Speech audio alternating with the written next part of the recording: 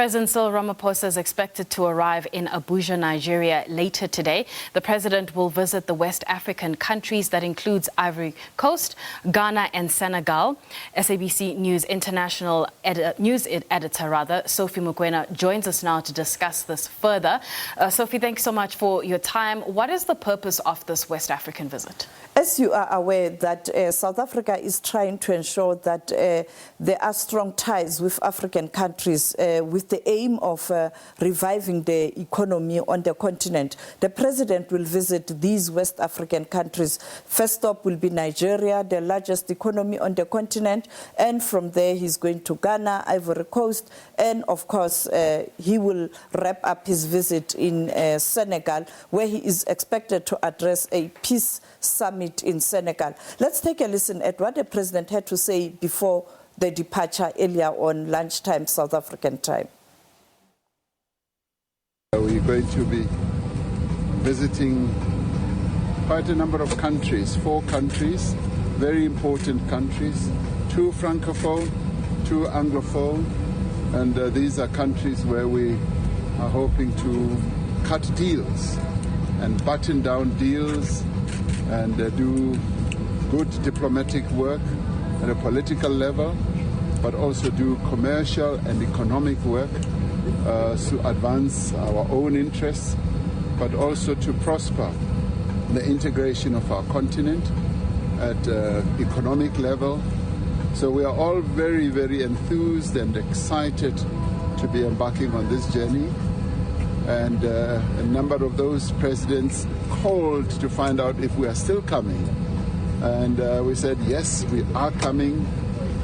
We've rejected this notion that is being propagated by the more developed economies and some, smaller countries, that the Omicron variant is the one that should lead to a blockage and a ban of travel. We reject that in the strongest of terms, because to us it amounts like discrimination against a country like ours and some countries in Southern Africa. In fact, we should be applauded as South Africa for having alerted the world about this variant that is now beginning to spread around the world. We in the South have proven that we've got scientific capability that is able to identify a very threatening variant of the COVID pandemic, and we've shown the world, and it is out of our transparency, our responsibility to the world to demonstrate or to show that we have found this variant. Well, Sophie, on the back of that comment, from Cyril Ramaphosa, President Cyril Ramaphosa, that is, this visit comes at a time where South Africa is putting down fires as countries around the world impose, travel restrictions due to the new variant that was detected in Botswana, South Africa, and Hong Kong. Yes, indeed. The president touched on that when he was addressing the South African media contingent that is accompanying the president to this West African nations tour.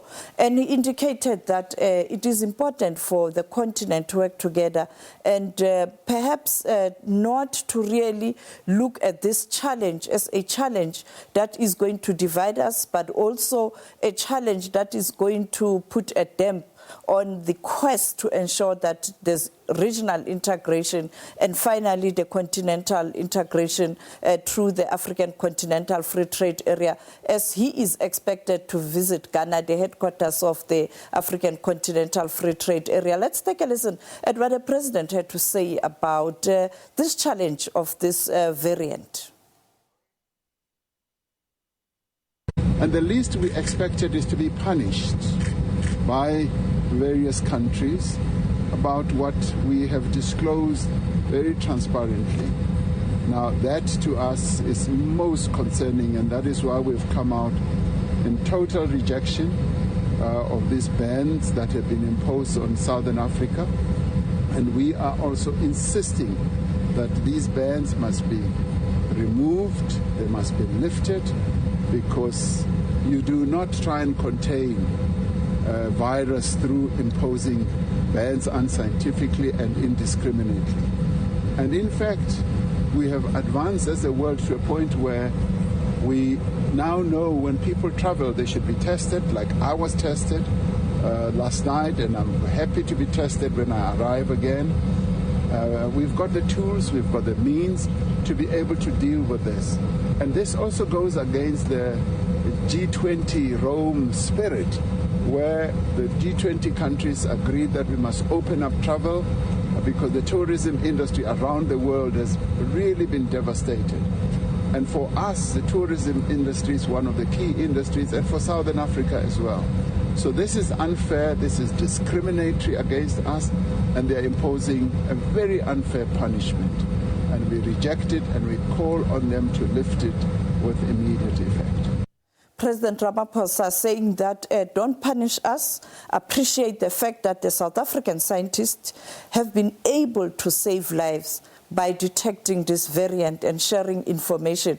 And we know that yesterday President Joe Biden of the United States of America also indicated that the work that was done by South African scientists were actually a good one. And also this morning, the Prime Minister of the United Kingdom saying that they do understand that South Africa has done a good work in terms of making the world aware of this variant. And I think they are beginning to realize that what they have done to South Africa, to the SADC, to the continent is unjust and another form of apartheid.